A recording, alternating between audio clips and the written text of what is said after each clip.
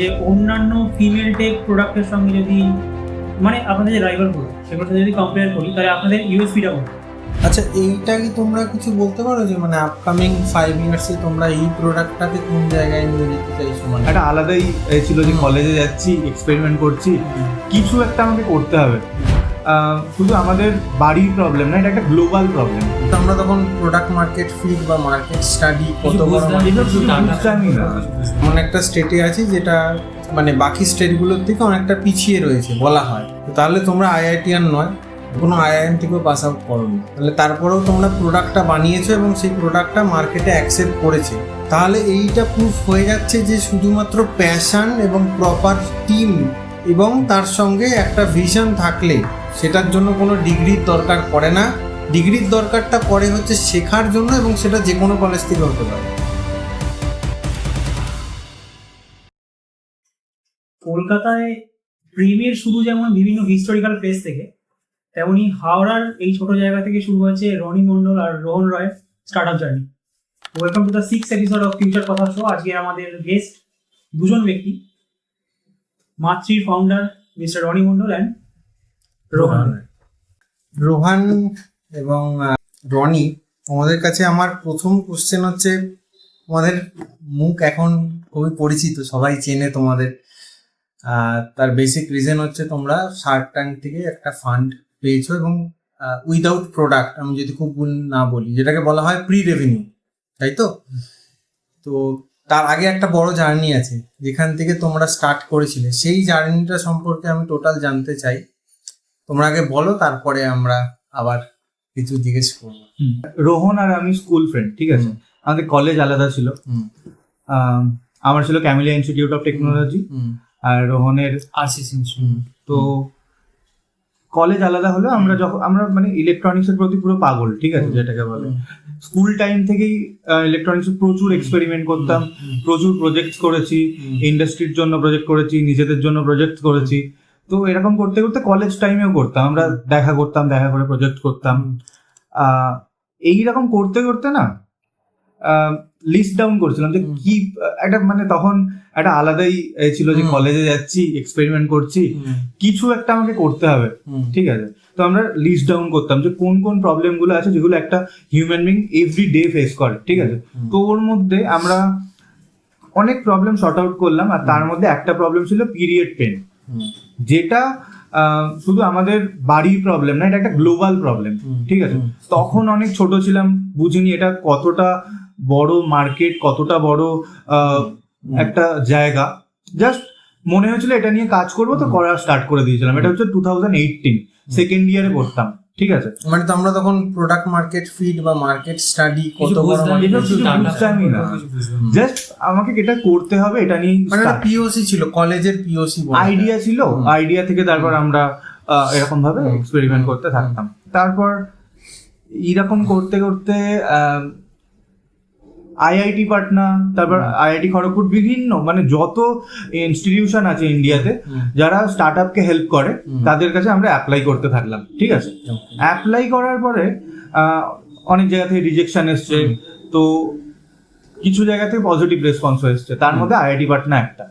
তো আইআইটি পাটনা থেকে এলো যে তোমার ঠিক আছে প্রোডাক্টের আইডিয়া ঠিক আছে, প্রুফ অফ কনসেপ্ট, বা আমাদের কাছে তাহলে পিচ করতে আসো।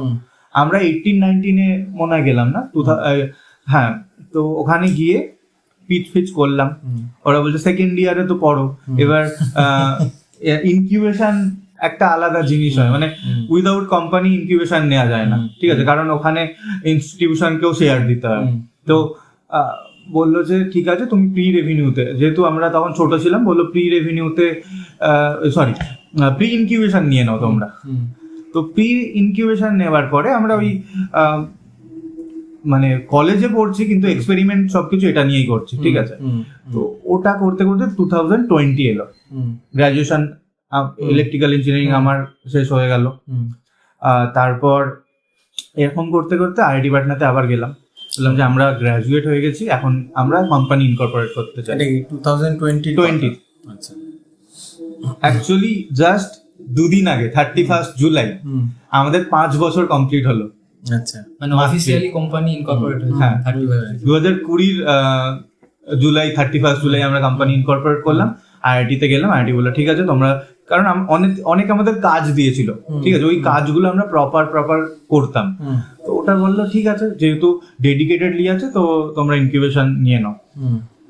ওইটার পরে একটা মানে গভর্নমেন্ট থেকে ফান্ড এলো, যে মিনিস্ট্রি অফ ইলেকট্রনিক্স এর একটা ফান্ড আমাদেরকে দিয়েছিল ইনিশিয়ালি। আর যেটা আমরা ওই টাইমে আবার কোভিডও চলছে, ঠিক আছে, কোভিডও চলছে, ওখানে গিয়ে আমরা অনেক দিন থেকেছিলাম আইআইটি পাটনাতে। ওদের ল্যাব ইনফ্রাস্ট্রাকচার এগুলোকে ইউজ করে আমরা প্রথম মানে একদম ইউজেবল যেটা প্রোটোটাইপ বলে, প্রোটোটাইপটা বানালাম। প্রোটোটাইপ বলতে ইলেকট্রনিক্স। তারপর এবার অনেক রকম আমাদের ডিভাইসগুলোর যদি হিস্ট্রিটা দেখেন, অনেক কিছু চেঞ্জেস হয়েছে এই 3-4 বছর, ঠিক আছে। সেটা কাস্টমার ফিডব্যাক নিয়ে আমরা চেঞ্জ করেছি, সেটা আমাদের মনে হচ্ছে যে না এরকম করলে ভালো, এরকম করতে করতে এখনো পর্যন্ত এটা 15-16টা নম্বর প্রোটোটাইপ এখন, যেটা মাতৃ প্রো। ওখানে আমরা এক্সপেরিমেন্ট করতাম। কোভিড এর সময় আমাদের বাড়ি চলে আসতে হলো, কিন্তু আমাদেরকে এক্সপেরিমেন্ট করতে হবে, আমরা মানে ঘরে বসে থাকতে পারছিলাম না। আর ওই টাইমে আমার পার্সোনালি বাড়ি থেকে চাপছিল যে গ্রাজুয়েশন হয়ে গেছে, চাকরি করতে হবে। তো আমি কি করলাম, ক্যাট সেই টাইমে দিয়েছিলাম, এমবিএ তে ভর্তি হয়ে গেলাম ISWBM কলকাতাতে। তো ওখানে আমি 2 বছর পেয়ে যাই। অনলাইনে হচ্ছিল, তারপর ফিজিক্যালি যেতে হচ্ছিল। কিন্তু আমরা কি করলাম, প্রথমে কি হতো, আমি রোহনের বাড়িতে গিয়ে এক্সপেরিমেন্ট করতাম, রোহন আমাদের বাড়িতে গিয়ে করতো। ওই জন্য একটা মেসড আপ ক্রিয়েট হয়ে যাচ্ছিল, কারণ ওর বাড়ি হচ্ছে আন্দুল, আমার বাড়ি হচ্ছে কোনা। তো মানে টাইম যেতে আসতেই কেটে যাচ্ছিল। তো আমরা খুঁজছিলাম যে একটা মিডল পয়েন্ট যেখানে আমরা থেকে কাজকর্ম করতে পারি। তো এরকম করে একটা জায়গা আমরা পেলাম, জাস্ট 100 স্কোয়ার ফিটের একটা ছোট্ট ঘর। ওখান থেকে পুরো ল্যাব, যেসব ফান্ডিং আমরা ইনিশিয়ালি পেয়েছিলাম, ওই থেকে প্রপার একটা ল্যাব সেট আপ করলাম এখানেই, ঠিক আছে। এই এখন যে কারেন্ট অফিস, সেখান থেকে আর কিছু 100-200 মিটার আগে। তো প্রপার ল্যাব সেট আপ করে ওখানেই এক্সপেরিমেন্ট করতে থাকলাম। করতে করতে 2022 হয়ে গেল, ঠিক আছে। 22 হয়ে গেল। এবার রোহন কিছু বল। তো প্রোডাক্ট তখনও লঞ্চ হয়নি মার্কেটে, এবারে একটা মোটামুটি স্টেজে চলে এসেছে প্রোডাক্টটাকে লঞ্চ করানোর মতো, কিন্তু একটা প্রোটোটাইপ আর একটা মার্কেট ফিট রেডি প্রোডাক্ট, মানে একটা হিউজ গ্যাপ, ঠিক আছে। কলেজে পড়তে পড়তে আমরা অনেকেই প্রজেক্ট করি, আমরা ভাবি যে এই প্রজেক্টটা মার্কেটে সেল করতে পারবো, কিন্তু তার মধ্যে একটা বিশাল বড় গ্যাপ আছে, যে ব্রিজটাই আমাদের ইন্ডিয়ান গভর্নমেন্ট ইকোসিস্টেম এখনো বানিয়ে যাওয়ার চেষ্টা করছে। তার জন্যই আমরা স্টার্টআপরা আরো আগে যেতে পারছি। তো যেহেতু এটা আবার তার সাথে একটা অ্যাডিশনাল জিনিস, এটা একটা মেডিকেল ডিভাইস, এখানে একটা হিউজ গ্যাপ আছে রেগুলেশন, যে কিছু কিছু সার্টিফিকেট হয় যে কোনো ধরনের মেডিকেল ডিভাইসের ক্ষেত্রে। CDSCO বলে একটা বডি আছে, গভর্নমেন্টের বডি, যারা সার্টিফিকেশন দেয়। তো আমরা ওই সার্টিফিকেশনের ব্যাপারে কিছুই জানতাম না, যে কিভাবে সার্টিফিকেটটা পেতে হবে, তারপরেই আমরা লঞ্চ করতে পারবো, নাহলে উইদাউট সার্টিফিকেশন মেডিকেল ডিভাইস আমি সেলই করতে পারবো না। এইবারে খুঁজতে লাগলাম যে কিভাবে এই ধরনের সার্টিফিকেশন পাওয়া যায়। বাজারে প্রচুর এজেন্সি আছে, তারা এমন এমন কোটেশন দিল, প্রোডাক্ট লঞ্চ হবে না। ভাই কি করা যায়, লোন নিতে হবে, কি করতে হবে, নানা রকম সন্ধান করছি। আবার দেখলাম হবে না, এত টাকা এরকম ভাবে জোগাড় করতে পারবো না, নিজেরাই করবো, যেভাবে হোক করবো, নিজেরাই করবো। ঘাটাঘাটি শুরু করলাম, মেডিকেল ডিভাইস রুল কি আছে, বিভিন্ন মানুষের সাথে কথাবার্তা শুরু করলাম। এই করে করে আমাদের সার্টিফিকেটটা বেরোলো হচ্ছে 2024-এ। আচ্ছা। এর মাঝখানে আরো কিছু ঘটনা ঘটে গেল, সেটা হচ্ছে সব থেকে বড় শার্ক ট্যাঙ্ক, যেটা আমাদের এই জার্নিটাকে একটা বড় পিক দিয়েছে এখনো অব্দি। 2022-এ অ্যাকচুয়ালি আমরা এখানে ছিলাম। আইআইটি পাটনার যে টাকাটা আমাদেরকে দিয়েছিল ওটা প্রায় শেষ হয়ে গেছে, ঠিক আছে। ব্যাংকে 10-15 হাজার টাকা পড়েছিল। তো রোহনকে বললাম তুই এইখানটা দেখ, তুই এখানে কাজ চালিয়ে যা, আমি দেখছি যে কোথা থেকে টাকা জোগাড় করা যায়। তো ট্রেনে করে বেরিয়ে গেলাম। যত ইনকিউবেশন সেন্টার আছে ইন্ডিয়া, মানে বড় বড় ইনকিউবেশন সেন্টার, আইআইটি বোম্বে হয়ে গেল, আইআইটি দিল্লি হয়ে গেল, ট্রেনে করেই যাচ্ছি। একটা ট্রেনে এখান থেকে পুনে গেলাম, ভেঞ্চার সেন্টার ছিল ওখানে পুনে। তারপরে ওখান থেকে আইআইটি বোম্বে এলাম, আইআইটি বোম্বে থেকে IISc ব্যাঙ্গালোর গেলাম, IISc ব্যাঙ্গালোর থেকে ডার্বি ফাউন্ডেশন গেলাম। এরকম করে পুরো ইনকিউবেশন ইকোসিস্টেম ঘুরলাম। ওখানে একটাই উদ্দেশ্য ছিল আমাদের প্রোডাক্টের প্রুফ অফ কনসেপ্ট সবকিছু রেডি হয়ে গেছে, এটাকে আরেকটুখানি ফান্ড যদি পেতাম আমরা এটার ওই মার্কেট রেডি পর্যন্ত করতে পারতাম, এটাই মেন আইডিয়া ছিল। তো ব্যাঙ্গালোরে ডার্বি ফাউন্ডেশন বলে একটা ইনকিউবেশন সেন্টার, তারা বললো যে ঠিক আছে আমরা করবো, চলে আসো, ওখানে যেতে হবে। তো রোহনকে বললাম চল ভাই ওখানে চলে যাই ব্যাঙ্গালোরে। সবকিছু নিয়ে, আমাদের তো কিছুই ছিল না, জাস্ট ওই নিয়ে তল্পি তল্পা নিয়ে চলে গেলাম। ডার্বি ফাউন্ডেশন তার উল্টো দিকেই একটা পিজি ছিল, পিজিতে আমরা উঠে গেলাম। এবার সকালবেলা ঘুম থেকে উঠতাম, উঠে ডার্বিতে যেতাম, ওখানে ল্যাব ছিল, এক্সপেরিমেন্ট করতাম করে। ব্যাঙ্গালোরে গিয়ে একটা যেটা আমাদের সুবিধা হয়েছে যে নেটওয়ার্কটা, ঠিক আছে, নেটওয়ার্ক প্লাস ভেন্ডর মানে আমি অ্যাকচুয়ালি ভেন্ডরের নেটওয়ার্কই বলছি। মানে আমার যদি কিছু পার্টিকুলার একটা জিনিস চাই, আমি জাস্ট গুগল সার্চ করবো, আমার চারপাশে 1000টা ভেন্ডার্স পড়ে আছে। তো ওই ভেন্ডার্স কোথা থেকে কি হবে, কোথা থেকে র মেটেরিয়াল আসবে, এইগুলো আমরা পুরো 2023 একদম থ্রু আউট করে গেছি। এর মধ্যেই শার্ক ট্যাঙ্কের এর ফর্মটা অ্যাপ্লাই করে দিয়েছিলাম, কারণ সিজন 2তেও আমরা অ্যাপ্লাই করেছিলাম। সিজন 2তে তখন আমরা এইখানে ছিলাম, ঠিক আছে, ডিএসএলআর দিয়ে শুট করেছিলাম, আমার মনে আছে প্রপার। এবার 23তে হয়নি ওটা, কিছু একটা থার্ড রাউন্ডে গিয়ে হয়ে গিয়েছিল। আর তখন তখনও প্রোটোটাইপ স্টেজই ছিল। ওখানে গেলাম, তো ওখানে দেখছি যে এক এক করে সব ক্লিয়ার হচ্ছে, ঠিক আছে। তো থার্ড রাউন্ডে মনে হয় ওই ভিডিও করতে হয় একটা প্রপার, যে প্রোডাক্ট সম্পর্কে। তো ভিডিও করার পরে 4th রাউন্ডে আমাদের কল এলো যে মুম্বাই আসতে হবে, সোনির টিমের সামনে আমাদের ইন্টারভিউ দিতে হবে। তো রোহন আর আমি চলে গেলাম ওখান থেকে ট্রেনে করে, ইন্টারভিউটা দিলাম। ইন্টারভিউ দিয়ে ওরা খুব খুশি হলো।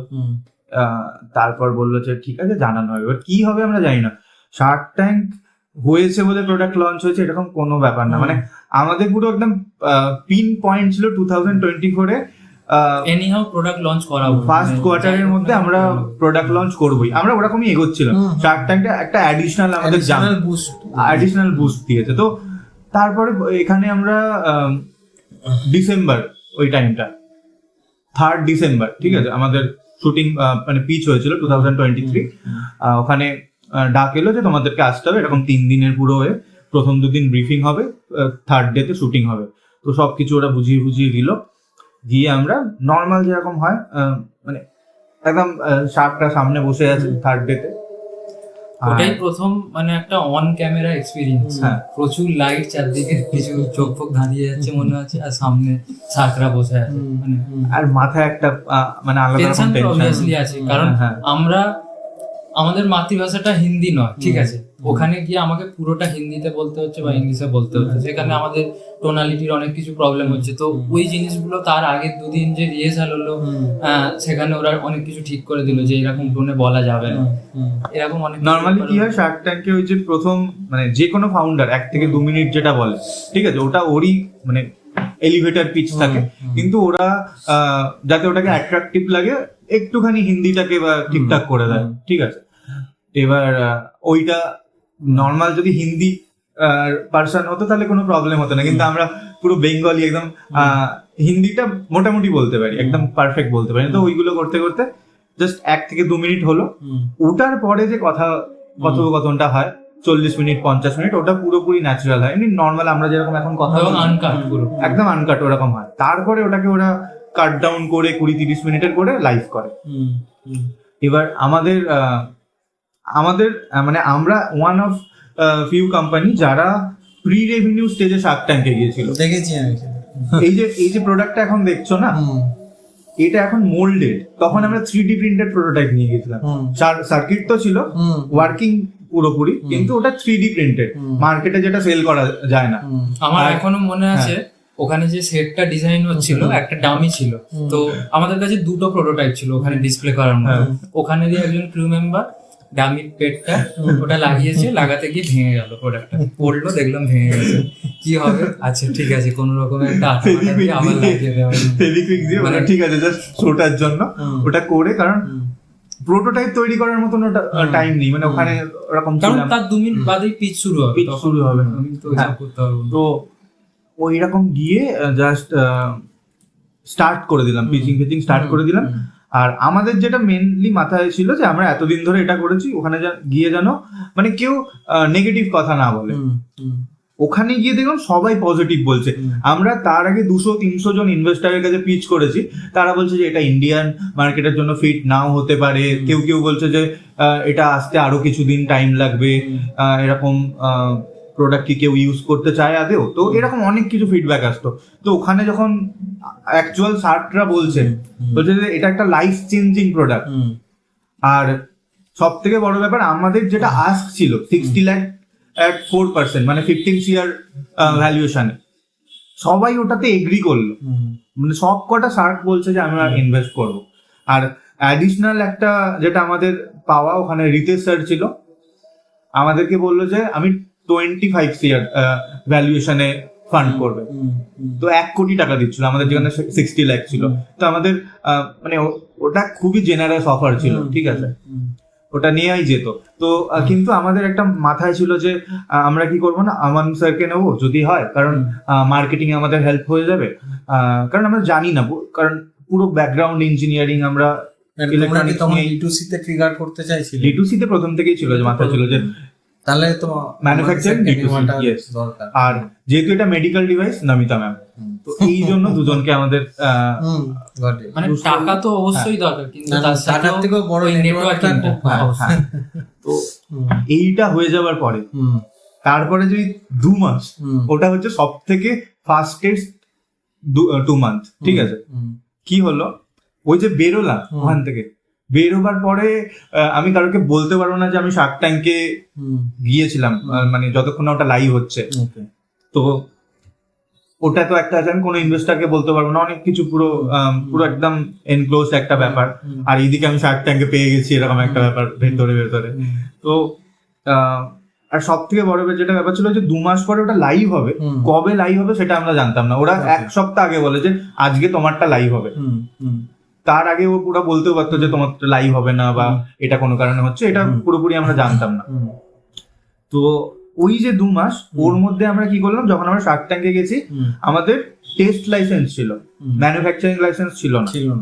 ওটা একটা অনেক বড় টাস্ক, যেটা পুরোপুরি রোহন করেছে।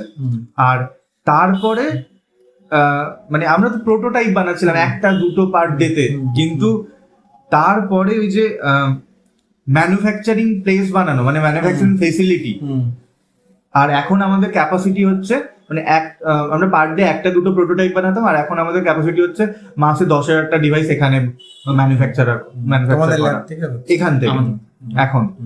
আর এইবার যখন যে দিনে লাইভ হলো, পুরো ওয়েবসাইট সবকিছু এক্সপেকটেশন ভেঙে সবকিছু একদম মানে ডাউন হয়ে গেল, ওয়েবসাইট ডাউন হয়ে গেল। আর প্রোডাক্ট তো আমাদের কাছে ছিল না। আমরা সব টিমের সাথে কথা বললাম, ইনভেস্টার টিম তখনও তৈরি হয়নি। আমাদের প্রথম যে 2 জন টিম মেম্বার, মানে চিফ ইঞ্জিনিয়ার আর জুনিয়র ইঞ্জিনিয়ার, যারা ব্যাপারটাকে বানাবে মেনলি, ঠিক আছে, বা সার্কিটটা ডিজাইন করবে, হেল্প করবে, তখনও তারা জয়েন করেনি। আমরা ডিসিশন নিলাম, ব্যাংকেও টাকা নেই, কোনো টাকা আসেনি, আমরা ডিসিশন নিলাম যে ওদেরকে এবারে জয়েন করাতেই হবে, নাহলে প্রোডাক্ট লঞ্চ করতে পারবো না। সঙ্গে সঙ্গে কল গেল, কোম্পানি জয়েন, যা হবে দেখা যাবে, চলে।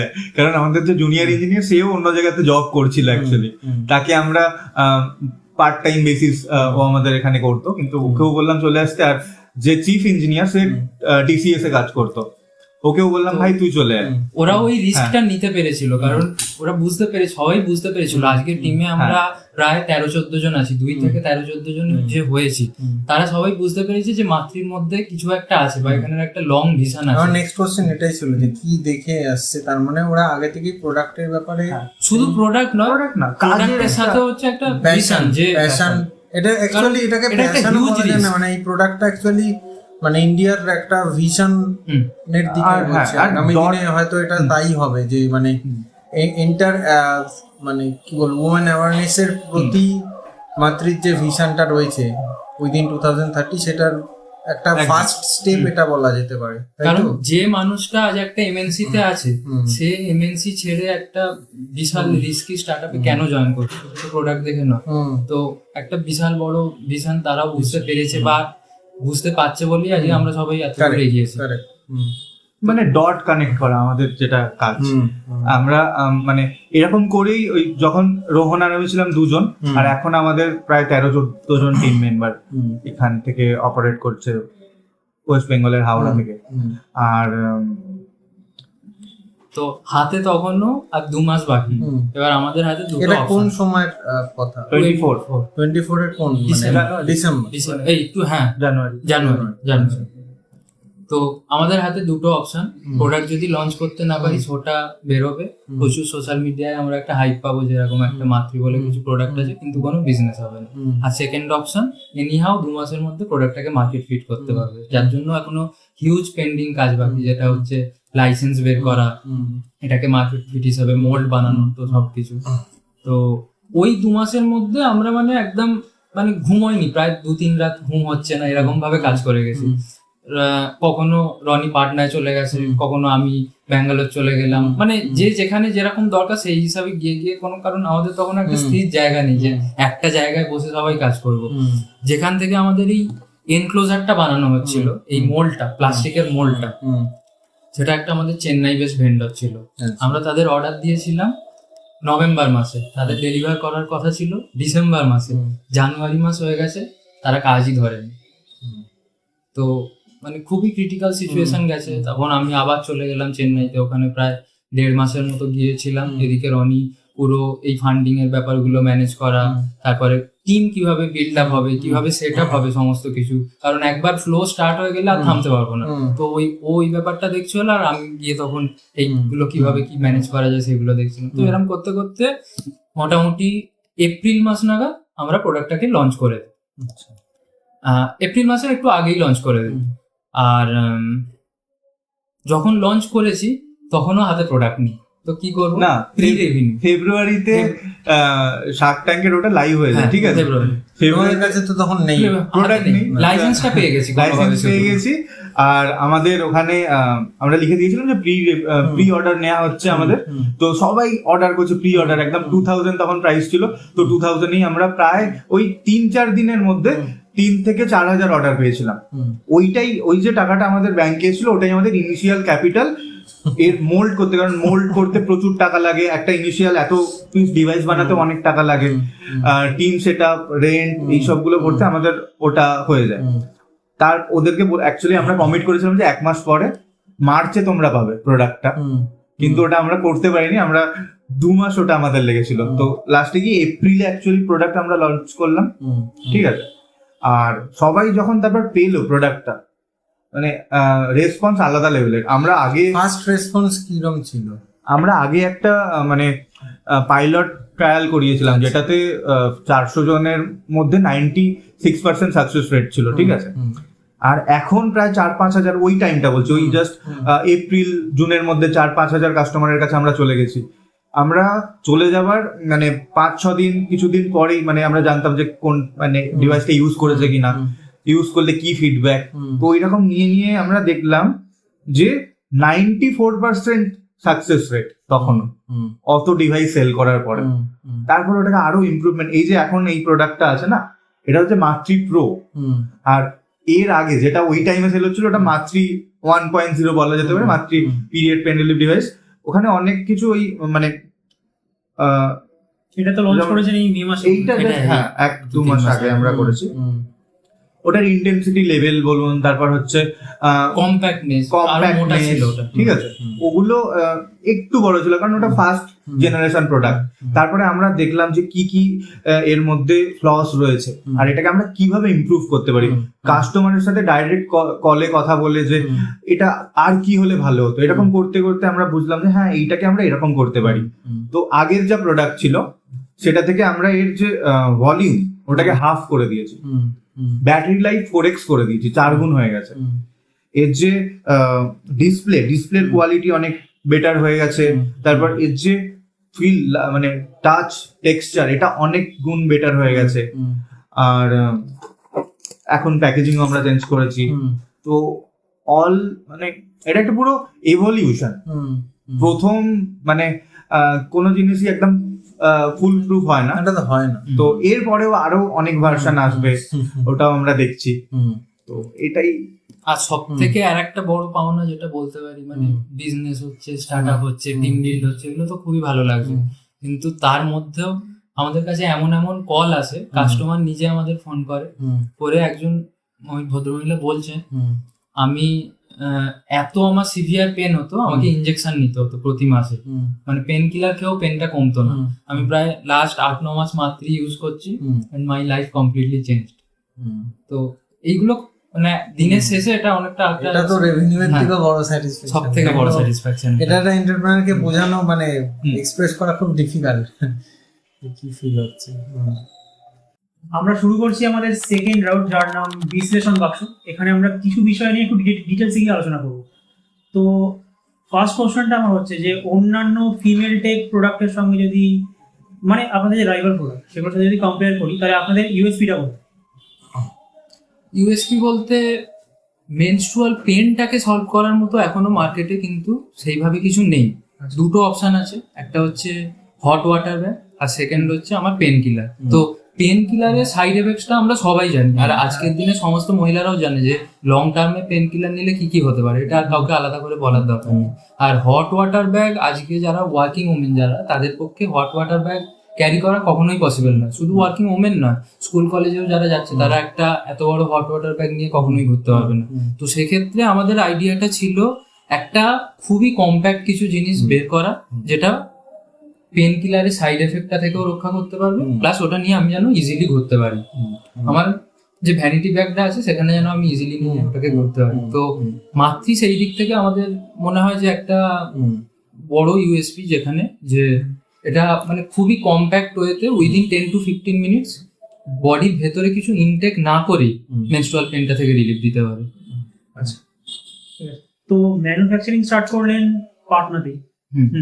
তো মার্কেটে যখন স্প্রেড করলেন, সেই চ্যালেঞ্জটা কি করে ফেস করেছিলেন? মানে কি চ্যালেঞ্জ এসেছিল? আমরা স্প্রেড করার যে প্রথম ইনিশিয়াল চ্যালেঞ্জ সব ব্র্যান্ডের থাকে, আমাদের অতটা হয়নি প্রথমের দিকে, কারণ শার্ক ট্যাঙ্ক থেকে আমাদের মার্কেটে আসা স্টার্ট হয়েছে, ঠিক আছে। আমাদের যেটা চ্যালেঞ্জ হয়েছে ডিম্যান্ডটাকে ফুলফিল করা। তো এত ডিম্যান্ড মানে এত ভালোবাসা মানুষের পাচ্ছিলাম, তো ওই ডিম্যান্ডটাকে ফুলফিল করার জন্য আমাদের 4 থেকে 5 মাস পুরো যায়। তারপরে আস্তে আস্তে, কারণ কিছুই নেই না, আমরা দুজন জাস্ট ছিলাম, তারপর হঠাৎ করে প্রোডাক্টটা বানাতে হবে, এত কটা প্রি অর্ডার্স, এত কিছু ম্যানেজ করে মেডিকেল লাইসেন্স নিয়ে স্ক্র্যাচ থেকে প্রোডাক্টটা বানানোর একদম একটা পুরো ম্যানুফ্যাকচারিং ফেসিলিটি খুলে ফেলা ইজি কাজ না। এটা মানে বড় বড় মানুষেরও 2 থেকে 3 বছর লাগে, আর এটা আমরা ওই 3 থেকে 4 মাসের মধ্যে করেছিলাম আফটার শার্ক ট্যাঙ্ক। তো তারপরে ওই যে মানে একটা স্পাইক এলো, তারপরে তো অবভিয়াসলি একটা নামবে, ওখান থেকে তারপর আমরা নিজেদের মতন মার্কেটিং করা স্টার্ট করলাম, ঠিক আছে। ওই এখনো তারপর আমরা ওটাকে একদম পুরো স্টেডি, বা তারপরেও অনেক স্পাইক এসছে, কিন্তু প্রপারলি এখন আমরা করছি। আর এখন শুধু মাত্র একটা ওয়ান প্রোডাক্ট কোম্পানি নয়, এর মধ্যে আরো প্রোডাক্ট আসছে আর এসেও গেছে অনেক কিছু, যেগুলো একটা মহিলার ডেইলি লাইফে তাকে ইউজ করতে হয়। হ্যাঁ, ওটা দিয়ে আমি আসছিলাম পরের কোশ্চেনটা, যে ইন ফিউচার কি কন্ট্রাসেপটিভ বা প্রেগন্যান্সি ট্র্যাকিং এইগুলোতেও জাম্প করার প্ল্যান করছে? অ্যাজ এ টেক কোম্পানি তো আমাদের পাইপলাইনে অনেক কিছুই আছে। তো আমাদের যেহেতু ফেমটেক ব্র্যান্ড, সেই হিসাবে মাতৃর ভিশন হচ্ছে ওমেন লাইফস্টাইলটাকে আরো ইমপ্রুভ করা।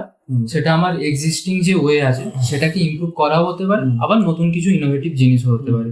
তো এরকম ওমেন হেলথ রিলেটেড অনেক কিছু সমস্যা নিয়েই আমরা প্রতিনিয়ত ডিসকাশন করি, অনেক মহিলাদের সাথে কথাও বলি। তো এরকম আসতে পারে ওগুলো অনেক কিছু।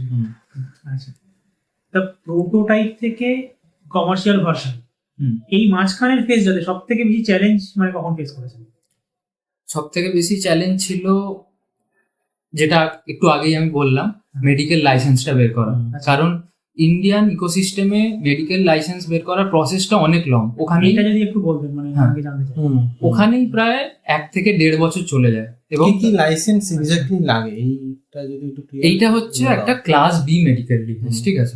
তো ক্লাস বি মেডিকেল ডিভাইসের ক্ষেত্রে 2টো লাইসেন্স লাগে। একটা হচ্ছে টেস্ট লাইসেন্স, সেকেন্ড হচ্ছে ম্যানুফ্যাকচারিং লাইসেন্স। টেস্ট লাইসেন্স কেন? যে আমি যে প্রোটোটাইপটা বানালাম, এই প্রোটোটাইপটা ঠিকঠাক ভাবে কাজ করছে কিনা, মানুষের উপরে এটার এফেক্টিভনেস কেমন, সেটা আমাকে প্রথমে টেস্ট করে দেখতে হবে।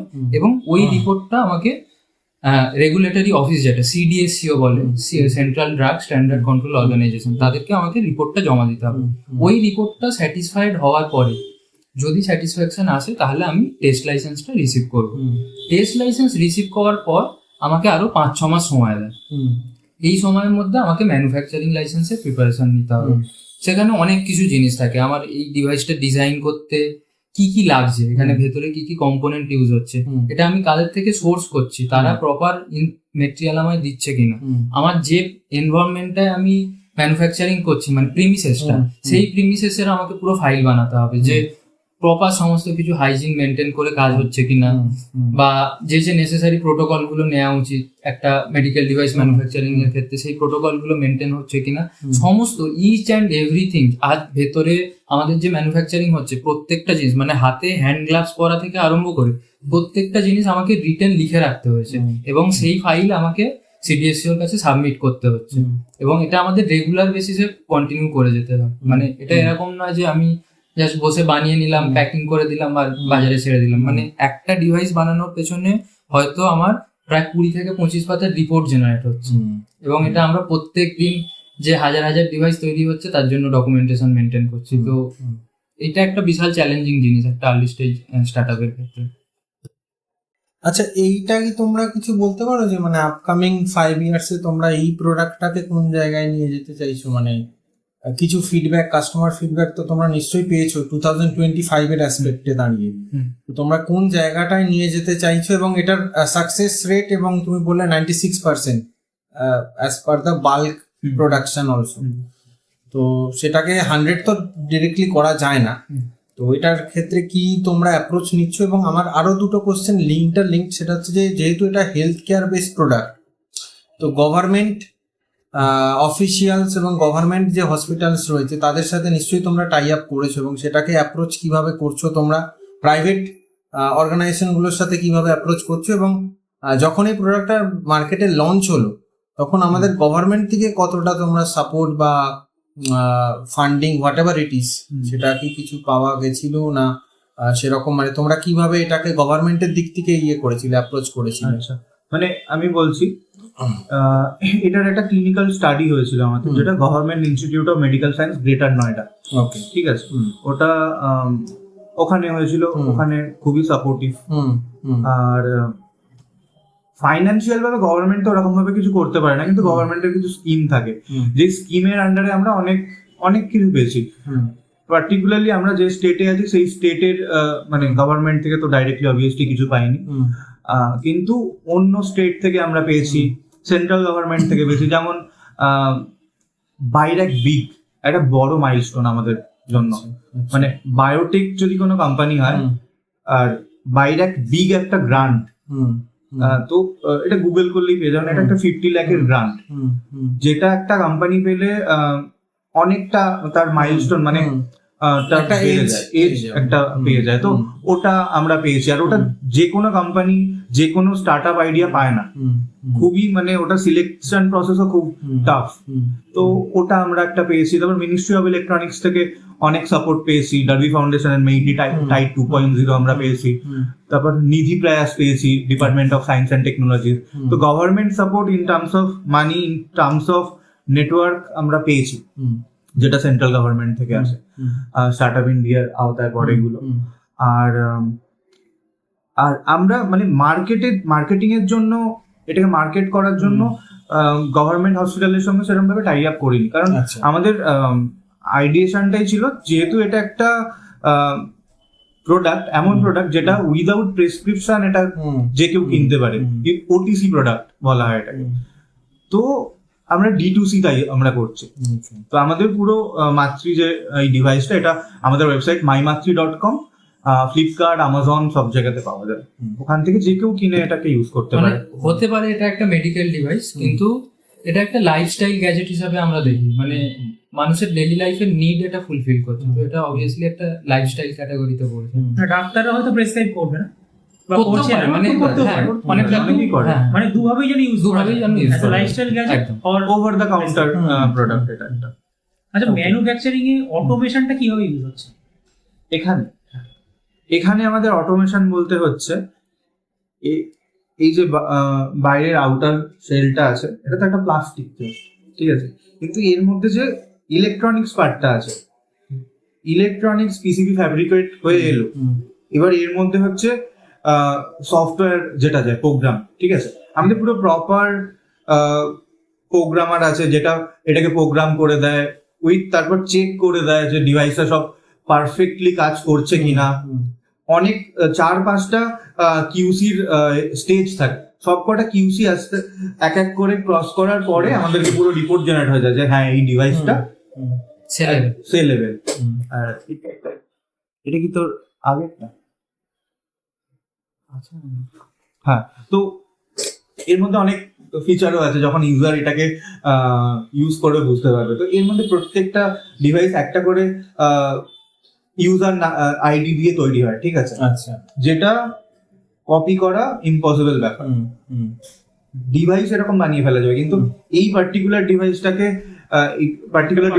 আমাদের, হ্যাঁ হ্যাঁ, এটা কোনোদিনও করা যাবে না। এখানে তো প্রত্যেকটার একটা আলাদা করে সিরিয়াল নাম্বার আছে যেটা কেউ গেস করতেই পারবে না, ঠিক আছে, বাইরে থেকে ইনভিজিবল। প্রোডাক্টটা যেখানেই চলে যাক আমরা এটার আইডি বার করে ফেলতে পারবো, কাকে গেছিল প্রোডাক্টটা সেটাও আমরা মানে করতে পারবো, আইডেন্টিফাই করতে পারবো।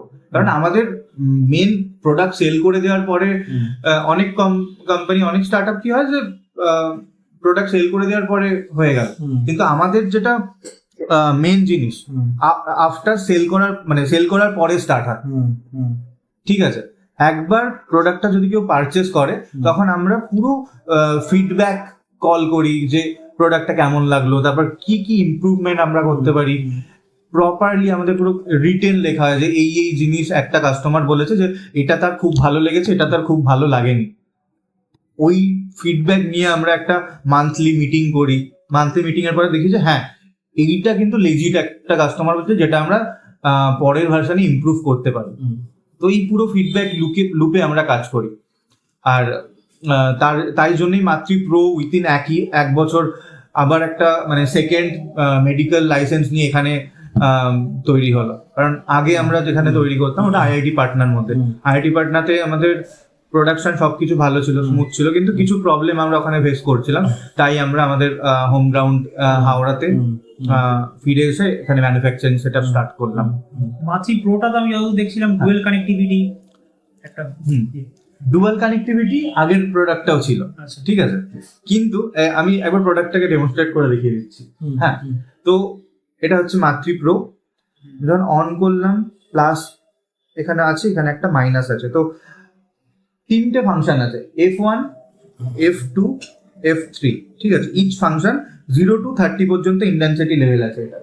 তো যার যেরকম পালস প্যাটার্ন পছন্দ, যার যেরকম পালস প্যাটার্নে ইন্টেন্সিটি পছন্দ, সেই সেরকম পালস করে রেখে দিতে পারে।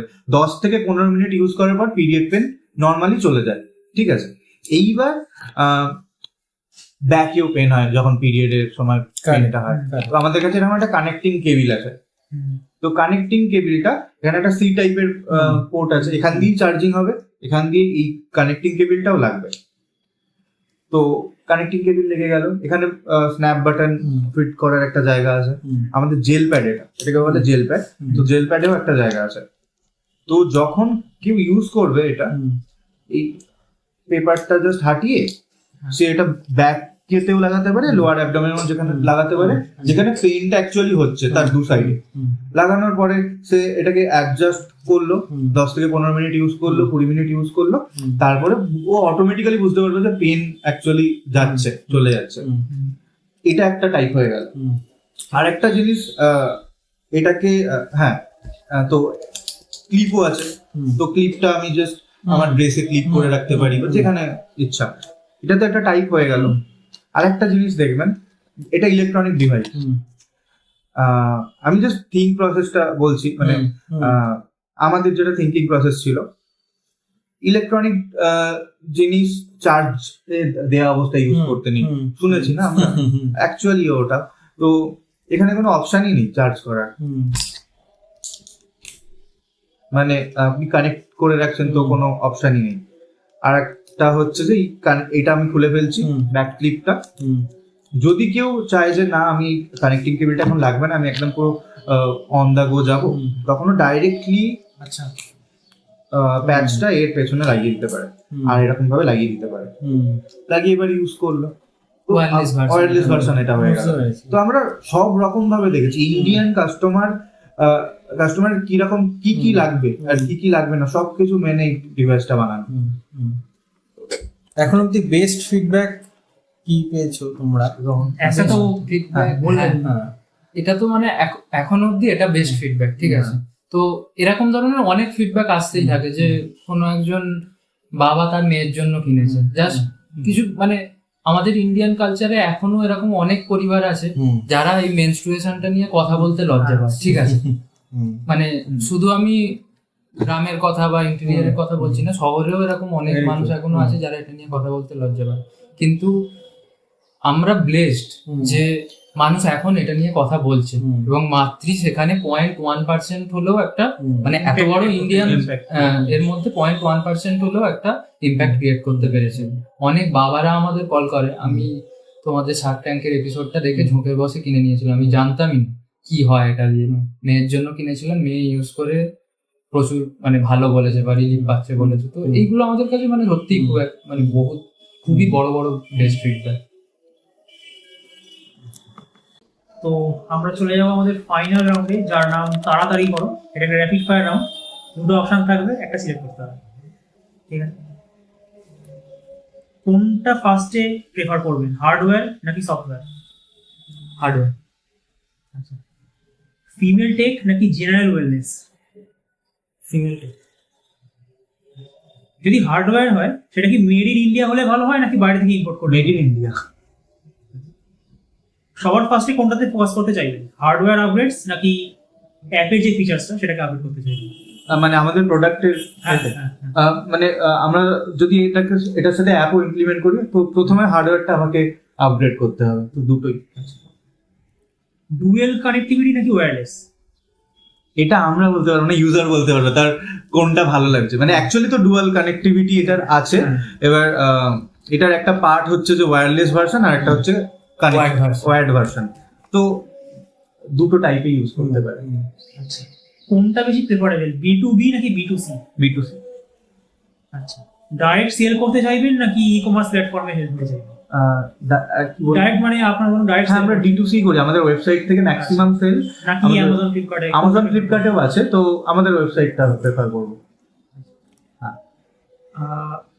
কোনটা বেশি ইম্পর্টেন্ট, মানে প্রোটোটাইপ তৈরি করা নাকি যত তাড়াতাড়ি সম্ভব লঞ্চ করাটা? যত তাড়াতাড়ি সম্ভব লঞ্চ করা। আচ্ছা, thank you very much. Thank you. Final কোশ্চেনে চলে যাবো। ফাইনাল কোশ্চেন করার আগে আমি দুটো জিনিস বলি, যেটা হচ্ছে র এবং আনকাট থাকবে, আমি এটাই এক্সপেক্ট করবো। সেটা হচ্ছে তোমরা দুজনেই টায়ার 3 কলেজের স্টুডেন্ট। হ্যাঁ, তো আমাদের আর আমরা আছি হচ্ছে ওয়েস্ট বেঙ্গলে। তো একটা জিনিস অ্যাড করে দিই, টায়ার 3 মানে ম্যাকআউট। হ্যাঁ, ম্যাকআউট টায়ার 3। এবং এমন একটা স্টেটে আছি যেটা আমাদের মানে বাকি স্টেটগুলোর থেকে অনেকটা পিছিয়ে রয়েছে বলা হয়, সো কল, তাই তো? তো তাহলে তোমরা IITian নয় না, তো কোনো IIM থেকেও পাস আউট করোনি, তাহলে তারপরেও তোমরা প্রোডাক্টটা বানিয়েছো এবং সেই প্রোডাক্টটা মার্কেটে অ্যাকসেপ্ট করেছে। Product market fit wise it is more acceptable and accuracy wise it is 96% accurate. তাহলে এইটা প্রুফ হয়ে যাচ্ছে যে শুধুমাত্র প্যাশন এবং প্রপার টিম এবং তার সঙ্গে একটা ভিশন থাকলে সেটার জন্য কোনো ডিগ্রির দরকার পড়ে না। ডিগ্রির দরকারটা পড়ে হচ্ছে শেখার জন্য, এবং সেটা যে কোনো কলেজ থেকে হতে পারে। একদম। এটা নিয়ে তোমাদের ভিশনটা আমি শুনতে চাই। এখানে আরেকটা জিনিস আমি অ্যাড করবো, বলো। সেটা হচ্ছে কনসিস্টেন্সি। প্যাশন থাকতেই পারে, সমস্ত কিছুই থাকতে পারে। Perseverance is very important. একদম, যেটা আমি আর রনি 2018 থেকে আজকে 2025 এর আগস্ট মাস প্রত্যেক দিন আমরা এটা মেনটেন করে আসছি। কাল যা ছিলাম তারপরের দিন আমাকে বেটার কিছু করতেই হবে, যেভাবে এনি হাউ আমাদের করতেই হবে। একদম কনসিস্টেন্সি। এই মোমেন্টে বাড়ির লোকেদের রিয়াকশন কি? দিস মোমেন্ট 2025 এ দাঁড়িয়ে বাড়িতে তো মানে খুবই হ্যাপি এখন। মানে একটা সময় এরকম গেছে যে এটা রনিও বলতে পারবে, ওর বাড়িতেও সেম জিনিস হয়তো ফেস হয়েছে, বা মানে আমাদের এই ব্যাকগ্রাউন্ড থেকে যখন আশপাশের সমস্ত বন্ধু বান্ধবরা চাকরি পেয়ে যাচ্ছে, আমরা তখনও প্রোটোটাইপ বানাচ্ছি, এটা ওখানে নিয়ে ঘাটাঘাটি করছি। নিজেদের যেমন মেন্টাল প্রেসার একটা আসে, তেমন আমাদের যারা পেরেন্টস আছে তাদের কাছেও একটা প্রেসার আসতে থাকে যে আশপাশে সবাই তো কিছু একটা করছে, তোরা কি করছিস। এই জিনিসটা কিছুটা হলেও ফেস করেছি। ট্যাকেল করলে কিভাবে এটাকে? আবার সাপোর্টটাও পেয়েছি, এরকম নয় যে শুধুই ফেস করেছি, মানে দুটোই পেয়েছি। কিন্তু আমরা ডিটারমাইন্ড ছিলাম যে আমরা এনিহাও এটা করবোই।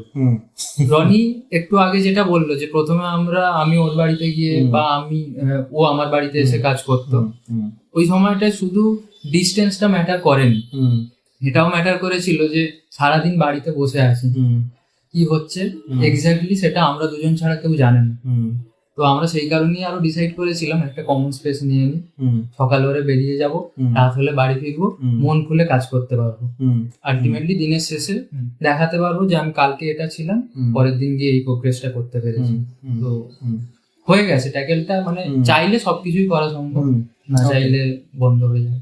লাস্ট কোশ্চেন হচ্ছে মাতৃ, তো অ্যাকচুয়ালি শহরে তো ঠিক আছে, আমাদের শহরের জন্য এখন অনেক অ্যাওয়ারনেস এসছে, বাবা মারাও অ্যাওয়ারনেস অনেক এনেছেন, এবং তারা এখন আগেকার মতো নয় যে এইটা নিয়ে ডিসকাশন করা হয় না।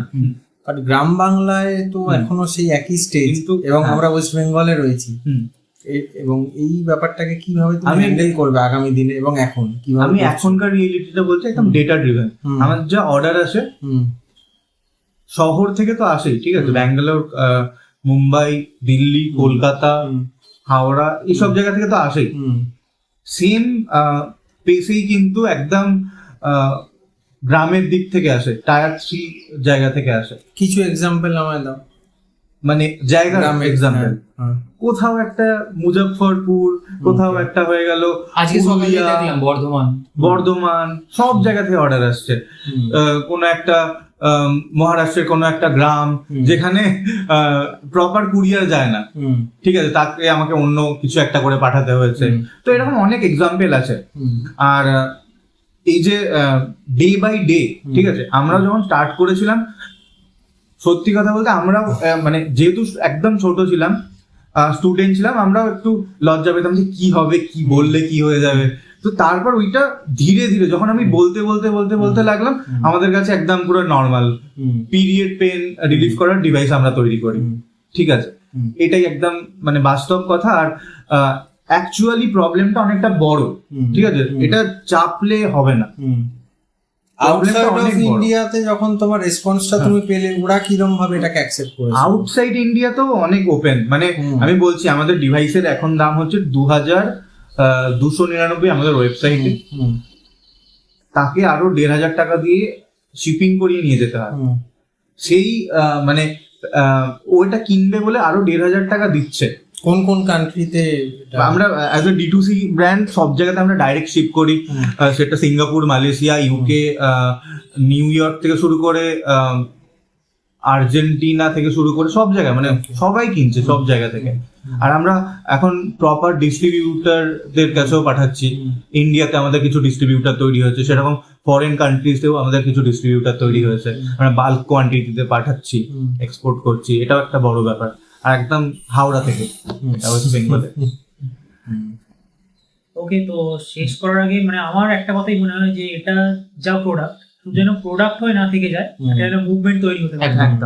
এবং টেকনোলজিটা ইউজ করে যেন এই লজ্জাটা ভাঙা যায়, যে কথাটা বলতে হবে। তো আজকের এপিসোডটা এখানেই শেষ করছি। অনেক ধন্যবাদ আমাদের সময় দেওয়ার জন্য। Thank you.